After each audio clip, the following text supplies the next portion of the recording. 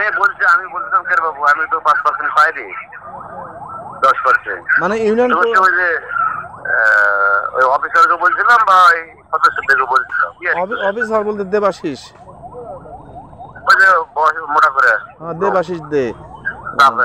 আমি বললাম যে আমরা তো কিছু পাই, কিছু পাই বলতে আপনি ভাই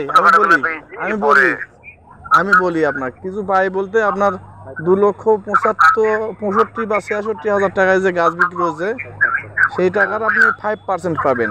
ইউনিয়ন পরিষদ 5% আপনি নিতে পারবেন। বলেছিলাম, তোরা বললো যে এটা তো শুধু ওই চিকন মুকন বা ডাল ফেনা পেয়েছি, তো মেন গুলগুলো যেটা আছে ওটা বিক্রি করার পরে আপনাকে পার্সেন্ট দেওয়া হবে। তো তারপরে তো আমি তো চলে আসলাম, এখন তো আমার দায়িত্ব নাই, জন্য যোগাযোগ নাই কি হচ্ছে না হচ্ছে। তাহলে এই 2,65,000 টাকার যে গাছ বিক্রি করছে এই বিষয়টা আপনি জানেন যে কোনো ভাবে হোক বা ইউনিয়ন পরিষদের চেয়ারম্যান হিসেবে আপনি জানেন? না, সদস্যরা বলছে আমাকে, সদস্য আরো আছে, বলবে তারা, মানে ওরা বিক্রি করে আসে বলছে। হ্যাঁ। এই যে প্রদীপ আজাদ, তারপরে আপনার মাহমুদ সাহেব, এরাই তো সম্ভবত এই বিষয়গুলো নিয়ে তদারকি করছে। অফিসারের কাছে টাকা জমা আসান কে পেয়ে যায় না।